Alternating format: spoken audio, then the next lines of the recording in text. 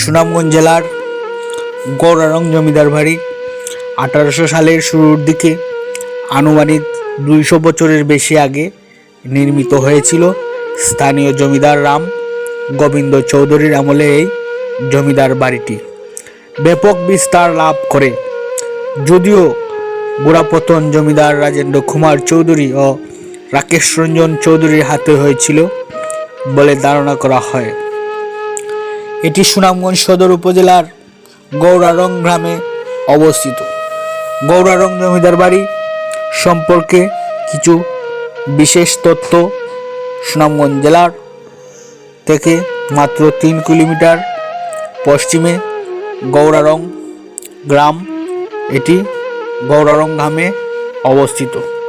প্রায় 300 একর জমির উপরে প্রতিষ্ঠিত এই বাড়িটি 6টি আলাদা কক্ষ, রঙের মহলের ধ্বংসাত্ম রয়েছে। বর্তমানে এটি অযত্নে অবহেলায় পড়ে আছে, তবে ঐতিহাসিক গুরুত্বের কারণে এটি একটি দর্শনীয় স্থান। এত সুন্দর রাজপ্রাসাদ ছেড়ে কেনই বা ছেড়ে গেলেন জানতে খুব ইচ্ছে করে, তাও আবার দেশ ছেড়ে। কি এমন ব্যথা ছিল? সত্যি অজানা কোনো লুকিয়ে আছে।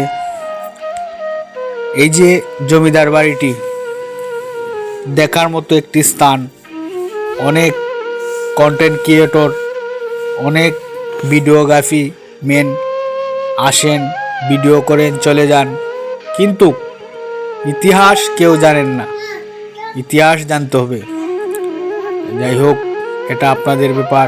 আমি এতটুকু বলতে চাই যে শুধু গৌরারঙ্গে জমিদার বাড়ি নয়, অন্য অন্য এলাকাতেও আমি দেখেছি জমিদাররা বাড়ি ছেড়ে চলে গেছেন।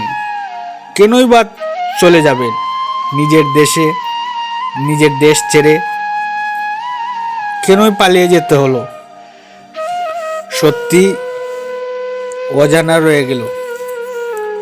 কেউ যদি জানেন তাহলে অবশ্যই আমাদেরকে জানাবেন। এত সুন্দর রাজপ্রাসাদ, এত সুন্দর বাড়ি, এত সুন্দর ঘর, এত সুন্দর অন্দরমহল, এত সুন্দর গোসলখানা, সব দিকে সৌন্দর্য। এত সৌন্দর্য ছেড়ে কেনই বা ছেড়ে চলে গেলেন? খুবই খুবই জানতে ইচ্ছে করে। যাই হোক।